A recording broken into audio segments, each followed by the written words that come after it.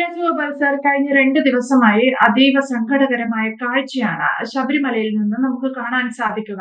അയ്യപ്പ ദർശനം ലഭിക്കാതെ മടങ്ങുന്ന ഭക്തർ, ക്രൗഡ് മാനേജ്മെന്റ് അൻപേ പരാജയപ്പെട്ടു പോകുന്ന ഒരു കാഴ്ച. ഏറ്റവും സങ്കടം എന്താണെന്ന് ചോദിച്ചാൽ അത് ഒരു പെൺകുട്ടി അല്ലെങ്കിൽ ഒരു സ്ത്രീ എന്ന നിലയിൽ എനിക്കത് റിലേറ്റ് ചെയ്യാൻ പറ്റുന്നത് കാത്തിരുന്ന് വയസ്സാം കാലത്താണ് പലർക്കും അയ്യപ്പനെ ഒരു നോക്കൊന്ന് കാണാൻ ഒരു അവസരം ലഭിക്കുന്നത്. അത്തരത്തിൽ പ്രായമായതിനു ശേഷം വരുന്ന സ്ത്രീകളുണ്ട്. ചെറുതായിരിക്കുമ്പോൾ കുഞ്ഞായിരിക്കുമ്പോൾ വരാൻ സാധിക്കുന്ന പെൺകുട്ടികളുണ്ട്.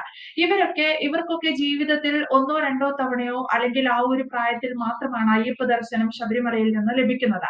അതാണ് നമ്മുടെ വിശ്വാസം, ആചാരം. അതിനെയൊക്കെ മാനിച്ചുകൊണ്ട് ശബരിമലയിൽ എത്തുന്ന ഇത്തരത്തിൽ പ്രായമേറെ എത്തിയ അമ്മമാരും കൊച്ചു കുഞ്ഞുങ്ങളും പെൺകുട്ടികളും ആൺകുട്ടികളുമുണ്ട്. എനിക്ക് റിലേറ്റ് ചെയ്യാൻ പറ്റുന്നത് ഒരു സ്ത്രീ എന്ന നിലയിലാണ്. അതുകൊണ്ട് വ്യക്തിപരമായി ഞാൻ സൂചിപ്പിച്ചു എന്ന് മാത്രം. ഇവരൊക്കെ സന്നിധാനത്ത് നിന്ന് അയ്യപ്പ ദർശനം ലഭിക്കാതെ തിരികെ വന്ന് മാലയൂരുന്നു. കരഞ്ഞുകൊണ്ടാണ് ചില അമ്മമാർ മാലയൂരുന്നത്. ഈ നിലയിലേക്ക് ശബരിമലയെ ആരാണ് കൊണ്ടുചെന്ന് എത്തിക്കുന്നത്? ഭക്തരുടെ ഒരു സാറ്റിസ്ഫാക്ഷൻ, അവരുടെ ഒരു പൂർണ്ണ സംതൃപ്തി, അയ്യപ്പനെ കണ്ടു തൊഴാനുള്ള ഒരു സംതൃപ്തി എന്നതിനേക്കാൾ ഉപരി ശബരിമലയെ തകർക്കുക എന്നുള്ളത് മനഃപൂർവ്വം ആരുടെയെങ്കിലും ഹിഡൻ അജണ്ടയായി മാറിയിട്ടുണ്ടോ? ഇത് പറഞ്ഞ അക്ഷരാർത്ഥത്തിൽ ശരിയാണ്. ശബരിമല ദർശനം എന്ന് പറയുന്നത് സ്ത്രീകളെ സംബന്ധിച്ചിടത്തോളം, കുട്ടികളെയൊക്കെ സംബന്ധിച്ചിടത്തോളം 10 വയസ്സ് മുതൽ 50 വയസ്സ്, 10നും 50 വയസ്സിനും ഇടയ്ക്കുള്ള സ്ത്രീകൾക്ക് അവിടെ പ്രവേശനമില്ല. 10 വയസ്സിന് താഴെയുള്ള മുകളിലുള്ള പെൺകുട്ടികൾക്കും പിന്നെ 50 വയസ്സിന് താഴെയുള്ള സ്ത്രീകൾക്കും. അതാണ് ഇവിടുത്തെ അലിഖിതം. അയ്യപ്പന് ബ്രഹ്മചാരി ആയതുകൊണ്ട് അവർക്ക് അവിടെ പ്രവേശനമില്ല. അപ്പൊ ആ സമയത്തെ അവർക്ക് പറ്റുള്ളൂ. ഒരു പെൺകുഞ്ഞാണെന്നുണ്ടെങ്കിൽ 10 വയസ്സിന് മുമ്പ് അതിനെ അവിടെ ശബരിമലയിൽ കൊണ്ടുപോകണം. അല്ലെങ്കിൽ ഒരു സ്ത്രീ ആയി കഴിഞ്ഞാൽ 50 വയസ്സിന് ശേഷമേ അവർക്ക് അവിടെ ശബരിമല സന്നിധാനത്ത് അയ്യപ്പന്റെ മുമ്പിൽ എത്താൻ പറ്റുകയുള്ളൂ. അതാണ് വിശ്വാസം എന്ന് പറയുന്നത്. അതിനെയാണല്ലോ നമ്മൾ തകർത്തെറിഞ്ഞു കളഞ്ഞത്. സുപ്രീം കോടതി എന്തോ പറഞ്ഞു എന്നാണ് പറയുന്നത്. സുപ്രീം കോടതി എന്താ പറഞ്ഞത്? സുപ്രീം കോടതി ഒരിക്കലും പറഞ്ഞില്ല അവിടെ എത്രയും പെട്ടെന്ന് കുറച്ച് യുവതികളെ, അവരുടെ ഹർജിയായിരുന്നല്ലോ, ഇവിടെ ലിംഗസമത്വം വേണം, ആണിനും പെണ്ണിനും തുല്യ സ്വാതന്ത്ര്യം വേണം, ഈ ആണുങ്ങൾക്കൊന്നും അവിടെ പ്രായപരിധിയില്ല, പുരുഷന്മാർക്ക് പ്രായപരിധി, അവിടെ കയറി തൊഴാം, അങ്ങനെ ഉണ്ട്, ഞങ്ങൾക്കും പോകണം എന്നൊക്കെ പറഞ്ഞുള്ള കേസുകളാണ് സുപ്രീം കോടതി വന്നിരുന്നത്. കോടതി അതിന്റെ മറ്റു വശങ്ങളിലേക്ക് പോയോ എന്തോ എനിക്കറിഞ്ഞുകൂടാ, അതിനെ കുറിച്ച് എനിക്കറിഞ്ഞുകൂടാ. പക്ഷെ കോടതി പറഞ്ഞ ലിംഗസമത്വം പാലിക്കപ്പെടണം, അത് ശരിയാണ്. അങ്ങനെയാണല്ലോ ഇന്ത്യൻ ഭരണഘടന പറയുന്നത്. അങ്ങനെയുണ്ട്, അവർക്ക് അവകാശമുണ്ട് എന്നേ കോടതി പറഞ്ഞുള്ളൂ. സ്ത്രീകൾക്കും പോകാൻ അവകാശമുണ്ട് എന്നുള്ളതല്ലാതെ എത്രയും പെട്ടെന്ന് കുറച്ച് യുവതികളെ ഇഞ്ഞു കൊണ്ടുവരിക, യുവതികളെ കൊണ്ടുവന്നിട്ട് അയ്യപ്പന്റെ ബ്രഹ്മചര്യം തകർക്കുക, അവരെ മുമ്പിൽ ഹാജരാക്കി ബ്രഹ്മചര്യോ പാതിവൃത്തിയോ ഒക്കെ തകർത്ത് കളയണമെന്നൊക്കെയുള്ള മട്ടിൽ വ്യാഖ്യാനിച്ചെടുത്തത് ആരാണ്? ഇവിടം ഭരിച്ച നമ്മുടെ ഭരണാധികാരികളാണ്. അവരല്ലേ ചെയ്തത്? അവർ ചെയ്ത പാതകമാണത്, അല്ലേ? അല്ലാതെ എന്നിട്ട് തന്നെ അവർ പല ആഹ്വാനങ്ങളൊക്കെ നടത്തി നോക്കി. ഒരുപാട് സ്ത്രീകളോടൊക്കെ പറഞ്ഞ താല്പര്യമുള്ളവരല്ലോ, ഓടിവാ, നിങ്ങൾക്ക് ശബരിമലയെ കയറാമെന്ന് പറഞ്ഞു, പ്രായപരിധിയൊന്നും നോക്കണ്ടെന്ന്. കേരളത്തിൽ നിന്ന് ഏതെങ്കിലും സ്ത്രീകൾ പോയിട്ട് അറിയുണ്ടായിരുന്നോ? ഒരു അമ്മമാരും ഒരു കുഞ്ഞുങ്ങൾ പോലും അവിടെ ശബരിമലയിൽ പോകാൻ തയ്യാറായില്ല. അവർക്ക് സങ്കടമായിരുന്നു. അവർ പറയുന്നത് ഞങ്ങൾക്ക് വേണ്ട, ഞങ്ങൾ കാത്തിരിക്കാം, ഞങ്ങള് 50 വയസ്സ് വരെ ഞങ്ങൾ കാത്തിരിക്കാം, അതിനുശേഷം ഞങ്ങൾക്ക് അയ്യപ്പസ്വാമിയെ കണ്ടാൽ മതി. അതായിരുന്നു വിശ്വാസം. ആ വിശ്വാസത്തെയാണ് നമ്മൾ തകർത്തെറിഞ്ഞത്. അന്ന് മുതല് നമ്മൾ പറഞ്ഞിട്ട് ഇരുട്ടത്ത്, അത് കൊണ്ടുപോയ കഥയൊന്നും ഞാൻ പ്രത്യേകിച്ച് പറയേണ്ട കാര്യമൊന്നുമില്ലല്ലോ. പിന്നെ പോലീസ് അകമ്പടിയോടുകൂടി ഇരുട്ടത്താണ് പമ്പയിൽ നിന്ന് നീലിമല കയറ്റി 2 സ്ത്രീകളെ പോലീസ് അകമ്പടിയോടുകൂടി, ഇപ്പൊ അത് അവിടെ ഭരണ ചുമതലയൊക്കെ വഹിക്കുന്ന ആളാണ്, അവരുടെയൊക്കെ നേതൃത്വത്തിലാണ് പോലീസും മറ്റേ സാധാരണ വേഷത്തിലുള്ള പോലീസ് കോൺസ്റ്റബിൾസിന്റെ ഒക്കെ നടുക്ക് നിർത്തിക്കൊണ്ട് വേഷപ്രച്ഛന്നരാക്കിക്കൊണ്ട്, അല്ലെ, അവരുടെ തലയിലൊക്കെ പെയിന്റൊക്കെ അടിച്ച് തലയൊക്കെ നരപ്പിച്ച് കാണിച്ച് പ്രായമുള്ളവരാണെന്നൊക്കെയുള്ള വ്യാജേനയാണ് സന്നിധാനത്ത് എത്തിച്ച് അവിടുന്ന് എങ്ങനെയോ വെളുപ്പിന് 3 മണിക്ക് നട തുറന്നപ്പോഴാണ് ഈ 2 കഥാപാത്രങ്ങൾ, നമ്മുടെ ബിന്ദു അമ്മിണിയും കനകദുർഗയും കൂടെ ഓടിക്കയറിയത്. സന്നിധാനത്തെ കൂട്ടിക്കയറി അങ്ങനെ വലിയ പിന്നെ മനുഷ്യാവകാശം സാധിച്ചെടുത്തിരിക്കുന്നു, അല്ലെങ്കിൽ നവോത്ഥാനം സാധിച്ചെടുത്തത് അങ്ങനെയാണ് ചെയ്തത്. എത്ര നികൃഷ്ടം! ആ കാഴ്ച കാണുന്നവർക്ക് പിന്നീട് ഒരിക്കലും അത് കാണണമെന്ന് ആഗ്രഹമില്ലായിരുന്നു. ഒരിക്കലും പിന്നീട് കേരളത്തിലെ അല്ലെങ്കിൽ അയ്യപ്പ ഭക്തന്മാരായ കോടിക്കണക്കിന് വിശ്വാസികൾക്ക് ആ കാഴ്ച കാണണമെന്ന് പോലും, അത്ര ദുരന്തപരമായ ഒരു കാഴ്ചയാണ് നമ്മൾ അവിടെ കണ്ടത്. വിശ്വാസികൾ അക്കാര്യത്തിൽ കണ്ണീർ വാർത്തതാണ്. അന്ന് മുതല് സർക്കാരിനും ശാപമാണ്, അല്ലെ? വിശ്വാസി അങ്ങനെയാണല്ലോ പറയുന്നത്. ആ ശാപം തുടർച്ചയായിട്ട് ഏറ്റുകൊണ്ടിരിക്കുകയാണ്. ഓരോരോ പ്രശ്നങ്ങളിലും അതിങ്ങനെ വന്ന് ഭവിക്കുകയാണ്. അപ്പൊ അത്തരം കണ്ണീരുകളാണ്. അപ്പൊ ആ ഒരു പശ്ചാത്തലത്തിൽ നിന്ന് വേണം നമ്മൾ ഇന്നലെ കഴിഞ്ഞ 2 ദിവസമായിട്ട് ശബരിയിൽ നടന്നുകൊണ്ടിരിക്കുന്ന ഈ അമ്മമാരുടെയും കുഞ്ഞുങ്ങളുടെയും കണ്ണീരിനെ, മുമ്പ് നീതു സൂചിപ്പിച്ച കണ്ണീരിനെ കാണാനായിട്ടുള്ളത്. അവരൊക്കെ വർഷങ്ങളായിട്ട് കാത്തിരിക്കുകയാണ് 50 വയസ്സ് തികയുന്നതിനായിട്ട്, അല്ലെങ്കിൽ നടന്നു കയറാവുന്ന, ശബരിമലയെ സംബന്ധിച്ചിടത്തോളം മറ്റു മാർഗങ്ങളൊന്നുമില്ല. പമ്പയിൽ എത്തിക്കഴിഞ്ഞാൽ നീലിമല എന്ന് പറയുന്ന 4 കിലോമീറ്റർ വരുന്ന മല, അതിന്റെ ഏതാണ്ട് ആദ്യത്തെ 2-2.5 കിലോമീറ്ററോളം നല്ല തൂക്കാണ്. ഏതാണ്ട് 40-45 ഡിഗ്രി ചരിവിൽ കിടക്കുന്നതാണത്. അതിലെ പടികളുണ്ട്, 2 വഴികളുണ്ട് പോകുന്നതിനായിട്ട്. പരമ്പരാഗത പാത എന്ന് പറയുന്നത് പടിക്കെട്ടുകളുണ്ട് ഇപ്പോഴും. അപ്പൊ പിന്നെ എന്നാലും വലിയ ആയാസകരമാണ് അവിടെ കയറുക എന്ന് പറഞ്ഞാൽ.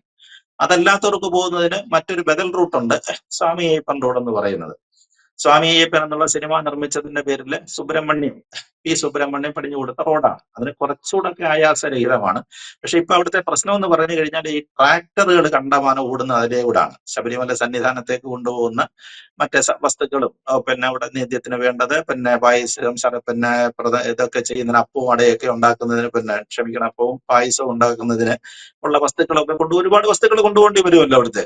പിന്നെ ഹോട്ടലുകാർക്ക് വേണ്ട ഭക്ഷണ വിഭവങ്ങൾ, അവര് സാധനങ്ങൾ കൊണ്ടുപോകുന്നതൊക്കെ അതിലെയാണ്. അപ്പൊ ട്രാക്ടറുകളുടെ നിരന്തര ഓട്ടമാണ് അവിടെ. അപ്പൊ അതുകൊണ്ട് സ്വാമി അയ്യപ്പൻ റോഡ് ചില റിസ്ക് ആണ്, എന്നാൽ ആയാസരഹിതമാണ് അതിലെ കയറ്റം എന്ന് പറയുന്നത്. പക്ഷേ ഇത് ചെയ്യേണ്ടവര്, ചടങ്ങുകളെല്ലാം ചെയ്യേണ്ടവരും കന്നിമല പോകുന്നവരുമായ ആളുകളെല്ലാം മറ്റേ പഴയ പാതയിൽ കൂടാണ് കയറി പോകുന്നത്. അതിന് തന്നെ എത്ര സമയമെടുക്കും? സാധാരണ ആരോഗ്യമുള്ള ഒരാളിനെ സംബന്ധിച്ചിടത്തോളം എങ്ങനെയായാലും 3/4 മണിക്കൂർ മുതൽ 1 മണിക്കൂർ വേണം ഈ കയറ്റം കയറി മുകളിൽ ചെല്ലുന്നതിനായിട്ട്. അതിനുശേഷം വേണം ബാക്കി ദൂരം നടന്നിട്ട് നടപ്പന്തലിലെത്തിയിട്ട് വേണം ദർശനം നടത്തുന്നതിനായിട്ട്. അപ്പൊ ശബരിമലയെ സംബന്ധിച്ചിടത്തോളം എല്ലാ വൃശ്ചിക മാസം 1-ാം തീയതിയാണ് തുറക്കുന്നത്. അവിടുത്തെ സീസൺ എന്ന് പറയുന്നത് വൃശ്ചിക 1-ാം തീയതി തുറന്നിട്ട് 60 ദിവസമാണ്. 60 ദിവസമാണ് ഉണ്ടാകുന്നത്. അതിൽ 41 ദിവസം കഴിയുമ്പോൾ മണ്ഡല പൂജയുണ്ട്. മണ്ഡല പൂജ കഴിഞ്ഞിട്ട് പിന്നെ 1 ദിവസം 2 ദിവസം ഇപ്പൊ നട അടയ്ക്കുന്നുള്ളൂ. അത് കഴിഞ്ഞ ശേഷം മകരവിളക്കിന് തുറക്കും. മകരവിളക്കിന് തുറന്ന് ജനുവരി 14-15 കൂടിയാണ്, 14-ാണ് എനിക്ക് തോന്നുന്നു, 14-ന് മകരവിളക്ക് വരുന്നുണ്ട് ഈ വർഷം. വന്നു കഴിഞ്ഞാൽ പിന്നെ പൊന്നമ്പലം വീട്ടിൽ മകര വിളക്കം കണ്ടു കഴിഞ്ഞ് നട അടയ്ക്കുകയാണ്. ഏതാണ്ട് 60 ദിവസമാണ്. 60 ദിവസമാണ് അവിടുത്തെ പ്രധാനപ്പെട്ട തിരക്കെന്ന് പറയുന്നത്. ഈ സമയത്താണ് ലോകത്തിന്റെ നാനാഭാഗത്തു നിന്നുള്ള അയ്യപ്പന്മാർ അവിടെ വരുന്നത്. ആലോചിച്ച് നോക്കണം, ലോകത്തിന്റെ നാനാഭാഗത്തു നിന്നുള്ള അയ്യപ്പന്മാര് ഒരേ സമയം വരികയാണ് അവിടെ. എന്ന് പറഞ്ഞാൽ ഈ 60 ദിവസത്തിനകം എത്ര ആയിരങ്ങൾ, പതിനായിരങ്ങൾ, ലക്ഷങ്ങളാണ് അവിടെ വരുന്നതെന്ന് ആലോചിച്ച് നോക്കുക. അത് പ്രത്യേകിച്ച് ഒരു വനക്ഷേത്രമാണ്, കാനന ക്ഷേത്രം, കാടിന്റെ നടുവിലുള്ള ക്ഷേത്രമാണ്. മറ്റ് ക്ഷേത്രങ്ങളെ നമുക്ക് ഇതുമായിട്ട് കമ്പയർ ചെയ്യാനോ താരതമ്യപ്പെടുത്താനേ ഒക്കത്തില്ല. ഇപ്പൊ ഒരുപാട് വാദങ്ങൾ വരുന്നെന്ന് പറയുന്നത് കേട്ടു. നമ്മളിപ്പോ തിരുപ്പതി ക്ഷേത്രത്തില് പ്രശ്നങ്ങളൊന്നുമില്ലല്ലോ, അവിടെ കാര്യമായിട്ട് നടക്കുന്നുണ്ടല്ലോ, വളരെ സിസ്റ്റമാറ്റിക് ആയിട്ട് ആളുകൾക്ക് വരാനും തൊഴാനും പറ്റുന്നു എന്നൊക്കെ ഉള്ളത്. പക്ഷെ തിരുപ്പതിയുടെ അവസ്ഥയൊന്ന് ആലോചിച്ച് നോക്കി, അത് 365 ദിവസവും തുറക്കുന്ന ക്ഷേത്രമാണ്, അല്ലേ? അതുപോലെ വനക്ഷേത്രമല്ല, അവിടെ വലിയ വലിയ സംവിധാനങ്ങളും സൗകര്യം. കഴിഞ്ഞ ദിവസം ഇദ്ദേഹം ചെയ്തു കൊടുത്തത് കണ്ടില്ലേ, നമ്മുടെ റിലയൻസിന്റെ ചെയർമാൻ മുകേഷ് അംബാനി ഒരേ സമയം 2 ലക്ഷം പേർക്ക് കഴിക്കാവുന്ന ഭക്ഷണശാലയാണ് അവിടെ പണിഞ്ഞു കൊടുത്തിരിക്കുന്നത്. അപ്പൊ അത്തരത്തിൽ വലിയ സൗകര്യങ്ങളുണ്ട് അവിടെ. അതിനെ നമ്മൾ ശബരിമലയുമായിട്ട് താരതമ്യപ്പെടുത്തരുത്. കാരണം ശബരിമല പെരിയാർ ടൈഗർ റിസർവ് കേന്ദ്ര ഗവൺമെന്റിന്റെ നിയന്ത്രണത്തിലുള്ള, സുപ്രീം കോടതിയാണ് അത് കൊടുത്തിരിക്കുന്നത്. കടുവ സംരക്ഷണ കേന്ദ്രത്തിൽ കൂടെ നിലനിൽക്കുന്ന ഒരു ക്ഷേത്രമാണത്, വനക്ഷേത്രമാണ്. അവിടെ വനനിയമങ്ങൾ വളരെ കർശനമാണ്. അവിടെ നമുക്ക് അനധികൃതമായിട്ട് മരം മുറിക്കാനോ കെട്ടിടങ്ങൾ പണിയാനോ ഒന്നും പറ്റത്തില്ല. അവിടെ വനഭൂമിയും ദേവസ്വം ഭൂമിയും പ്രത്യേകം വേർതിരിച്ചിട്ടുമുണ്ട്. അപ്പൊ ആ മിനിമം സൗകര്യങ്ങളെ ശബരിമലയിലുള്ളൂ. അപ്പൊ മിനിമം സൗകര്യങ്ങൾക്കകത്ത് നിന്നുകൊണ്ട് പരമാവധി സൗകര്യങ്ങൾ ഭക്തജനങ്ങൾക്ക് ചെയ്തു കൊടുക്കണം. അതാണ് ശബരിമലയിൽ ചെയ്യേണ്ട ആവശ്യം എന്ന് പറയുന്നത്. അതാണ് അവർ ചെയ്തേണ്ടിയിരുന്നത്. ഇപ്പൊ നീതു സൂചിപ്പിച്ച എന്തുകൊണ്ടാണ് അമ്മമാർക്ക് കരയേണ്ടി വന്നത്? അവര് കാത്തിരുന്ന് ആ വൃശ്ചിക മാസത്തിൽ അവർ മാലയൊക്കെ ഇട്ട് അവിടെ വന്നതാണ്, അല്ലെ? വൃശ്ചിക 1-ാം തീയതി അയ്യപ്പനെ കണ്ടു തൊഴാം എന്നൊക്കെ വിചാരിച്ച് വന്നതാണ്. വന്നപ്പോഴോ എന്തെങ്കിലും നിയന്ത്രണമുണ്ടോ? ബഹുമാനപ്പെട്ട കോടതി തന്നെ പറഞ്ഞ വാചകങ്ങൾ കേട്ടില്ലേ, ഇങ്ങനെ പോയി നിങ്ങൾ എന്തോ ദുരന്തം സൃഷ്ടിച്ച് കളയാനായിരുന്നു, എന്തായിരുന്നു നിങ്ങളുടെ ഉദ്ദേശം? 1-ാം തീയതി എന്തൊരു തിരക്കായിരുന്നു അവിടെ വൃശ്ചികം 1-ന് നമ്മൾ കണ്ടത്. ആ ജനമെന്ന് പറയുന്നത് 1-ാം തീയതി വന്നതല്ല, അവര് തലേ ദിവസം തന്നെ വന്നതാണ്. അതായത് തുലാമാസം 30-ന് എത്തിയ ജനങ്ങളാണ്, ജനക്കൂട്ടമാണ്. തുലാമാസം 30-ന് അവർ എത്തുന്നതിന്റെ കാരണം എന്ന് പറഞ്ഞാല് 1-ാം തീയതിയാണ് ഔദ്യോഗികമായിട്ട് നട തുറക്കുന്നതെങ്കിലും തലേ ദിവസം വൈകുന്നേരം തുറക്കും. അങ്ങനെ ഒരു ചടങ്ങുണ്ട് അവിടെ. തുലാം 30-ന്റെ പ്രത്യേകത എന്ന് പറഞ്ഞാല് അടുത്ത ഒരു വർഷത്തേക്കുള്ള ശബരിമലയിലെയും മാളികപ്പുറത്തെയും മേൽശാന്തിമാരുടെ അവരോധ ചടങ്ങുണ്ട്. ഇത് തന്ത്രിയാണ് ചെയ്യുന്നത്. അവര് വൈകുന്നേരം ഒരു 7-7:30 മണിയാകുമ്പം 2 മേൽശാന്തിമാരുടെ അഭിഷേക ചടങ്ങുണ്ട്. അപ്പൊ അത് കാണാനും തൊഴാൻ അവർക്ക്, സാധാരണ ഭക്തന്മാർക്ക് തൊഴാനും സൗകര്യം കിട്ടും. നട തുറന്നിരിക്കുകയാണല്ലോ, മിനിമം സമയം കിട്ടും. കിട്ടത്തുള്ളെങ്കിൽ. ആളുകൾ എന്ത് ചെയ്യുന്നു? അവര് പിന്നെ പോകത്തില്ല. പോയിട്ട് വൃശ്ചികം 1-ാം തീയതി വെളുപ്പിനെ വൃശ്ചികം 1-ന് തൊഴാമെന്നുള്ള ഇത് കരുതിയിട്ട് അവരവിടെ കാത്തു നിൽക്കും. അപ്പൊ നമ്മളിപ്പോ അറിഞ്ഞിടത്തോളം ഏതാണ്ട് രാത്രി 10 മണിയോട് കൂടി തന്നെ ശബരിമലയിലെ അറിയാവുന്നവർക്കറിയാം, വലിയ നടപ്പന്തൽ എന്ന് പറയും. വലിയ നടപ്പന്തൽ വരെ വലിയ നിറഞ്ഞു പോയി 10 മണിക്ക്. വലിയ നടപ്പന്തൽ എന്ന് പറഞ്ഞു കഴിഞ്ഞാല് വലിയ നടപ്പന്തലിൽ നിന്നാണ് ഓരോരോ ബ്ലോക്കായിട്ട് അയ്യപ്പന്മാരെ നമ്മൾ 18-ാം പടിയിലേക്ക് വിടുന്നത്. അപ്പൊ 18-ാം പടിക്ക് മുകളിൽ ഫ്ലൈ ഓവർ ഉണ്ട്, അതിന് മുകളിലും വലിയ ക്യൂ ഉണ്ട്. ഈ ഫ്ലൈ ഓവർ ഇറങ്ങി വന്ന ശേഷമേ നമുക്ക് നടയ്ക്ക് നേരെ നിന്ന് അയ്യപ്പനെ തൊഴാൻ പറ്റുകയുള്ളൂ. അപ്പൊ ഇപ്പൊ അറിയുന്ന ഒരു ഇത് പ്രകാരം രാത്രിയോടുകൂടി തന്നെ ഇതെല്ലാം നിറഞ്ഞിട്ട് ഈ ക്യൂ നേരം വെളുക്കാറായപ്പോഴത്തേക്ക് ഈ ക്യൂ നടപ്പന്തലിനും പുറത്തേക്ക് വരുന്നു. അതായത് അത് പിന്നെ താഴേക്ക് വരികയാണ്. നടപ്പന്തലും കഴിഞ്ഞ് താഴേക്ക് വരികയാണ്. അത് താഴേക്ക് വരുന്ന പറഞ്ഞാൽ ചിലപ്പോൾ ആ ക്യൂവിന്റെ കിലോമീറ്ററുകളും നീളം വരും. അത് ചില സമയത്ത് നമുക്ക് പറയാനൊക്കത്തില്ല എത്ര വരെ അത് വരുമെന്നുള്ളത്. അപ്പൊ അത്തരത്തിൽ ആ ക്യൂ പുറകിലേക്ക് നീണ്ടു വരികയാണ്. അങ്ങനെ മരക്കൂട്ടം. പിന്നെ പ്രധാന പോയിന്റ് എന്ന് പറഞ്ഞാൽ മരക്കൂട്ടമാണ്. മരക്കൂട്ടം എന്ന് പറയുമ്പോൾ ഏതാണ്ട് 1.5-2 കിലോമീറ്റർ അടുപ്പിച്ച് വരും സന്നിധാനത്തു നിന്നും. അവിടെ വരെ പാക്ഡ് ആയിപ്പോയി. അത്ര വരെ നിറഞ്ഞു നിൽക്കുകയാണ് ആളുകൾ. ഇവരെല്ലാം കൂടെ എങ്ങനെ തൊഴാൻ പറ്റും? ആ സമയത്താണ് ക്രൗഡ് മാനേജ്മെന്റ് എന്ന് പറയുന്ന പോലീസിന്റെ പ്രൊഫഷണൽ ഇതില്ലാതെ പോയി എന്ന് പറയുന്നത്. അവർക്കറിയാം, ഇപ്പൊ ശബരിമല തൊഴാൻ പോകുന്നവർക്കറിയാം, ഇരുമുടിക്കെട്ടും കൊണ്ട് പോകുന്നവർ എതിലെവിടാ തൊഴാൻ പറ്റുന്ന ശബരിമലയിൽ അങ്ങനെ 100,000 വാതിലുകളൊന്നുമില്ല ശബരിമല ക്ഷേത്രത്തിൽ ചെത്തുന്നതിനായിട്ട്. ആകെ കൂടെ 18-ാം പടിയാണ്. 18-ാം പടി കൂടെ മാത്രമേ നമുക്ക് കയറാൻ പറ്റുകയുള്ളൂ. അതല്ലാതെ ഇരുമുടിയില്ലാത്തവർക്ക് അപ്പുറത്ത് വശത്ത് വേറെ സ്റ്റെയർ കേസ് ഉണ്ട്. ദേവസ്വം ഉദ്യോഗസ്ഥരൊക്കെ കയറുന്നതാണ്. അവിടെ കൂടെ ലിമിറ്റഡ് ആളുകളെ കയറുന്നുള്ളൂ. വിശ്വാസികൾ കയറുന്നത് 18-ാം പടി കൂടാണ്. ആ 18-ാം പടി 18 പടികൾ ചവിട്ടി കയറണം. ഈ പ്രായമായവരും ചെറിയ കുഞ്ഞുങ്ങൾക്കൊക്കെ വലിയ ബുദ്ധിമുട്ടാണ്. നമ്മളൊക്കെ അത് എന്തുമാണ് അനുഭവിച്ചിട്ടുള്ളതാണെന്ന്. വലിയ ബുദ്ധിമുട്ടാണ് അവിടെ. ചിലർ 18 പടികളും തൊഴുതേ കയറിയുള്ളൂ. കുനിഞ്ഞു നിന്ന് ഓരോ 18 പടിയും തൊഴുതാണ് കയറുന്നത്. അങ്ങനെ വരുമ്പോൾ ഒരുപാട് സമയമെടുക്കും. അവരുടെ ഔദ്യോഗിക കണക്ക് പ്രകാരം 70 പേര് 80 പേരൊക്കെ ഒരു ദിവസം പിന്നെ 1 മിനിറ്റിൽ കയറുമെന്നൊക്കെയാണ് പറയുന്നത്. അതൊന്നും പ്രായോഗികമായ കാര്യങ്ങളല്ല. പ്രായമായവരെ സംബന്ധിച്ചിടത്തോളം അങ്ങനൊന്നും കയറാനൊക്കത്തില്ല. ഇതൊക്കെ അറിയാവുന്ന ആളുകളാണ്. അതായത് മാനേജ്മെന്റ് എങ്ങനെ ജനക്കൂട്ടത്തെ കൺട്രോൾ ചെയ്ത് എല്ലാവർക്കും ദർശനം സാധ്യമാക്കണമെന്ന് അറിയാവുന്ന അധികാരികളും പോലീസ് ഉദ്യോഗസ്ഥരുമാണ് അവിടെ ഉണ്ടായിരുന്നത്. പക്ഷെ എന്തുകൊണ്ട് പാളി? ഈ മരക്കൂട്ടം വരെ ഇപ്പൊ ക്യൂ നിറഞ്ഞു കഴിഞ്ഞപ്പോൾ അത് കൺട്രോൾ ചെയ്യേണ്ടതായിരുന്നവര്. ഈ പറഞ്ഞതുപോലെ അല്ലെങ്കിൽ നമ്മൾ കണ്ടില്ലേ 18-ാം പടിക്ക് താഴെ ഉണ്ടായിരുന്ന തിരക്ക് നമ്മൾ കണ്ടില്ലേ? ഭയന്നുപോയി. കാരണം നമ്മളൊക്കെ അവിടുത്തെ ശബരിമലയിലെ വലിയ ചില ദുരന്തങ്ങളൊക്കെ അവിടെ കണ്ടതാണ്. പമ്പയിലൊക്കെ ഉണ്ടായ വലിയ ദുരന്തമൊക്കെ കണ്ടതാണ്. കാരണം ഒരാള് എന്തെങ്കിലും ഒരു പിശക് ഉണ്ടാകുന്നു, എന്തെങ്കിലും ഒരു തെറ്റിദ്ധാരണയോ സംശയങ്ങളോ പിശകോ വല്ലതും വന്ന് എന്തെങ്കിലും ഒരു കമ്മ്യൂണിക്കേഷൻ ഗ്യാപ്പ് വന്ന് ഒരാൾ താഴെ വീണാലുണ്ടല്ലോ, ഈ ചീട്ട് കൊട്ടാരം വീഴുന്നത് പോലെ ആളുകൾ അതിന്റെ അടിയിലേക്ക് വിട്ടുപോകും. അതാണ് സ്റ്റാമ്പേഡ് നമ്മൾ പറയത്തില്ലേ, വലിയ ദുരന്തത്തിലേക്ക് അതിനെയൊക്കെ കൊണ്ടുപോകും. ഒരാളിന്റെ പുറത്ത് ചവിട്ടി പോകും. കാരണം അങ്ങനെയാണ് അതിന്റെ അവിടുത്തെ ഒരു അറേഞ്ച്മെന്റ്. ആളുകൾ നിൽക്കുന്നത് അങ്ങനെയാണ്, ഭക്തന്മാര് നിൽക്കുന്നത് അങ്ങനെയാണ്. അപ്പൊ പലരും കണ്ടിട്ട് ബാരിക്കേഡ് ഒക്കെ പുറത്ത് ചാടി കയറിയൊക്കെയാണ് പോകാൻ ശ്രമിക്കുന്നത്. ഇതിനിടയിൽ പെട്ടുപോകുന്ന കുഞ്ഞുങ്ങളും അമ്മമാരെന്ത് ചെയ്യും? അവർക്കൊന്നും ചെയ്യാനൊക്കത്തില്ല. അവർ സങ്കടപ്പെട്ട് മാറുകയുള്ളൂ. അവരൊക്കെ എന്ത് ചെയ്യും? പിന്നെ തിരിച്ചു വരുന്നത് കരയുക. അവിടെ ഒന്ന് സന്നിധാനത്ത് നിന്ന് കരയുക, അല്ലെന്നുണ്ടെങ്കിൽ റാന്നിയിലോ അല്ലെങ്കിൽ അയ്യപ്പനെ കളിച്ച് വളർന്ന പന്തളം കൊട്ടാരത്തിലും പന്തളം കൊട്ടാരത്തിലെത്തിയിട്ട് ഒരു നെയ്ത്തേങ്ങയാണ് കൊണ്ടുപോകുന്നത്. ആ നെയ്യൊക്കെ പൊട്ടിച്ച് അവിടെ വിഗ്രഹമില്ല, സാളഗ്രാമത്തിലോ വല്ലോ ഒഴിച്ച് അഭിഷേകം ചെയ്തിട്ട് അവരൊക്കെ തിരിച്ചു മടങ്ങും. അപ്പൊ അത്തരം കാഴ്ചകളാണ് നമ്മൾ കണ്ടുകൊണ്ടിരുന്നത്. പിന്നെ ഇവർ അടുത്ത വർഷം വരെ കാത്തിരിക്കണം. അടുത്ത വർഷം വരെ കാത്തിരുന്നെങ്കിലേ അവർക്ക് പോകാൻ പറ്റുള്ളൂ. പക്ഷെ ഇപ്പൊ സ്പോട്ട് ബുക്കിങ്ങിന് ഇപ്പോൾ അവിടെ 2 സംവിധാനങ്ങളാണ് ഉള്ളത്. സ്പോട്ട് ബുക്കിങ്ങും ഉണ്ട്, അതേപോലെ തന്നെ വെർച്വൽ ക്യൂ ഉണ്ട്.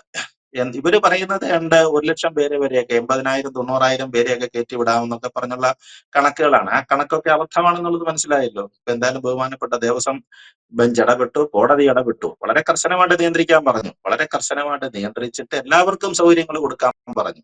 അതുപോലും കണ്ണീരോടുകൂടി മടങ്ങരുത്. അതിന്റെ അടിസ്ഥാനത്തിലാണെന്ന് തോന്നുന്നു കഴിഞ്ഞ ദിവസം പോലീസ് മേധാവി അങ്ങനെ കരഞ്ഞു നിന്ന കുറച്ച് അമ്മമാരെയൊക്കെ തിരിച്ചു വിളിക്കുന്നുണ്ടായിരുന്നു. നിങ്ങളൊക്കെ തിരിച്ചു വരിക, നിങ്ങൾക്ക് ദർശന സൗകര്യം പോലീസ് അകമ്പടിയോടുകൂടി തന്നെ ഞാൻ കൊണ്ടുപോയി തൊഴിയിക്കാം. അങ്ങനെ കുറച്ച് പേരെ കൊണ്ടുപോവുകയൊക്കെ ചെയ്തു. പക്ഷെ എത്ര പേരെ കൊണ്ടുപോകാൻ പറ്റും? പോലീസിനെ സംബന്ധിച്ചിടത്തോളം എത്ര പേരെ ഇപ്പൊ എല്ലാവരും പറയാ ഞാൻ അങ്ങനെ മടങ്ങി പോകുന്നതാണെന്ന് പറഞ്ഞു കഴിഞ്ഞാൽ എല്ലാവരും പോലീസിനെ കൊണ്ടുപോകാൻ പറ്റുകയില്ലല്ലോ.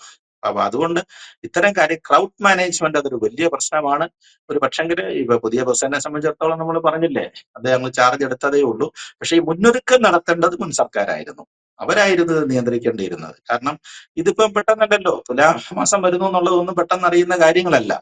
അവര് മറ്റെന്തൊക്കെയോ ചില തിരക്കിലായിരുന്നു. നമ്മൾ പറയുന്നത് പോലെ ഈ കൊള്ളാമായിട്ട് ബന്ധപ്പെട്ട വിഷയങ്ങൾ ഒതുക്കുന്നതിനോ അല്ലെങ്കിൽ ആഗോള അയ്യപ്പ സംഭവങ്ങൾ നടക്കുന്നതിനോ തിരക്കിലായിരുന്നു. ആ സമയത്ത് മതിയായിരുന്നു. ആഗോള സംഗമത്തെ ആലോചിച്ച സമയത്ത് ഈ ക്രൗഡ് മാനേജ്മെന്റിനെ കുറിച്ച് അവർ ആലോചിച്ചിരുന്നെങ്കിൽ ഈ പ്രശ്നങ്ങളൊന്നും ഉണ്ടാകത്തില്ല. കോടതിയുടെ നിരീക്ഷണങ്ങൾ ഈ വിമർശനത്തിനും ഒന്നും കാരണമാകുകയില്ലായിരുന്നു. അതാണ് അവിടെ കഴിഞ്ഞ ദിവസം സംഭവിച്ചത്. യെസ്. എന്തായാലും രാജഗോപാൽ സാർ അവസാനം പറഞ്ഞതുപോലെ ഈ മറ്റു പല കാര്യങ്ങളിലും സ്വർണ്ണപ്പാളി വിവാദം ഉണ്ടാകാനിടയായ സാഹചര്യത്തിൽ ഉൾപ്പെടെ കൊടുത്ത ഒരു ശ്രദ്ധയുടെ പകുതി സമയം മാത്രമേ വേണ്ടിയിരുന്നുള്ളൂ. ഈ രീതിയിൽ വരാൻ പോകുന്ന മണ്ഡലകാലത്തെ തിരക്ക് എങ്ങനെ ശബരിമലയിൽ സന്നിധാനത്ത് ഒഴിവാക്കാം, എല്ലാ ഭക്തർക്കും ഏത് രീതിയിൽ അയ്യപ്പനെ തൊഴുതു മടങ്ങാൻ സാധിക്കും എന്നതൊക്കെ വ്യക്തമായ ഒരു ക്രൗഡ് മാനേജ്മെന്റ് അൻപേ പരാജയപ്പെട്ടു പോയ ദിവസങ്ങളാണ് ശബരിമലയിൽ നമ്മൾ കണ്ടത്. കഴിഞ്ഞ 2 ദിവസവും ഭക്തരുടെ കണ്ണീര് വീണു എന്നുള്ളതാണ്. ഈ രീതിയിൽ ശബരിമലയിൽ തിരക്കുകൾ നിയന്ത്രിക്കാൻ സാധിക്കാതെ പോയത് എന്തുകൊണ്ടാണ് എന്ന ചോദ്യമാണ് പലരും ഉന്നയിക്കുന്നത്. വ്യക്തമാണ്. Thank you Rajagopal sir.